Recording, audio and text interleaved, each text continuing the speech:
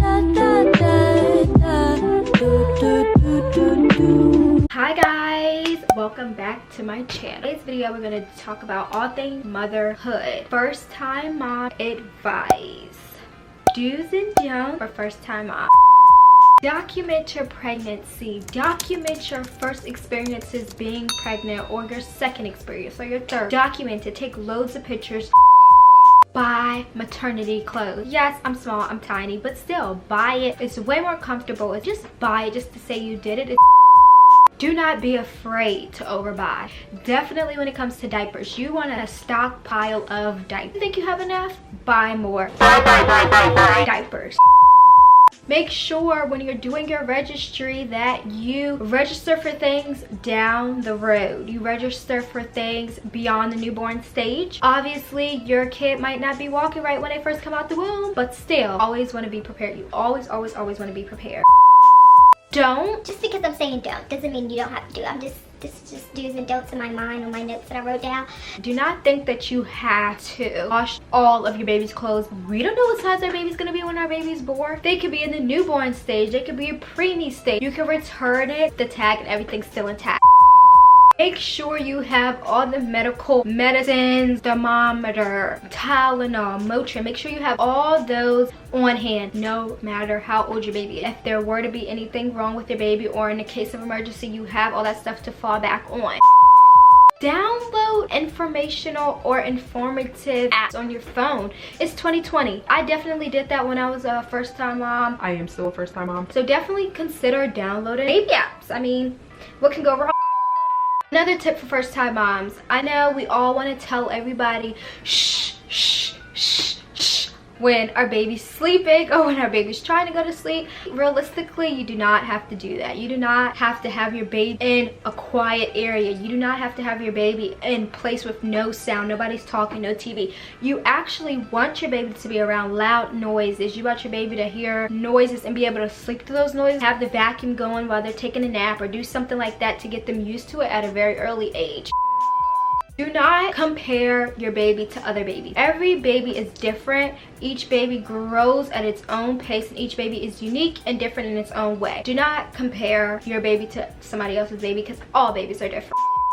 Don't be ashamed of your body. Who cares? You just gave birth to an amazing, beautiful baby. You just brought another human being into the world. Who cares if you have a stretch mark? Who cares if your body doesn't look like how it used to? Not expect your body to just revert back to being how it was before you got pregnant or before you gave birth to a baby. That's not realistic. I mean, it does happen to some moms who are extremely blessed, who could just bounce back, no stretch marks, no sagging, no nothing. Do not be so hard on yourself and be so ashamed of your body after having a baby. I mean, who cares? If you're not adapting to motherhood as quickly as you would like, or as quickly as you want to, don't think that you're a bad mom. Everybody adjusts to motherhood differently, and don't compare yourself. You'll learn and you'll be the best mom that you can be. Go with your gut. Your baby's not acting how he or she normally acts. Contact the doctor, contact the pediatrician. That's what pediatricians and stuff are there for. Always ask for help if you feel you need it.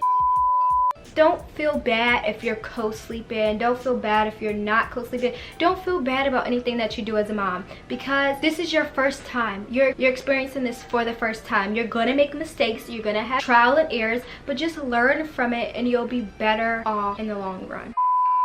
Always be thankful. Always say thank you when somebody helps you. You do want to try this parenting classes if it's for choking, CPR, stuff like that. You do want to do those type of classes. You don't have to do them all, but you do want to do a few, you know, get that experience.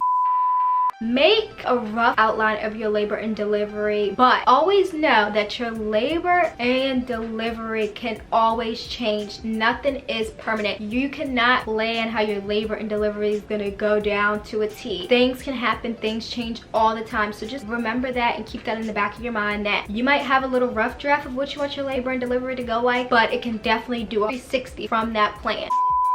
So decide on certain things. Decide if you want to breastfeed. Decide if you want to formula feed, because things like that you do have to get equipment and essentials for before if you do want to do that. So always keep that in mind.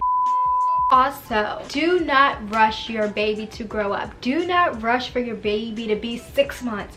Don't rush for your baby to be 12 months. Do not rush it because it's so temporary and it does not last forever. Babies only stay babies one time. It's really, really temporary.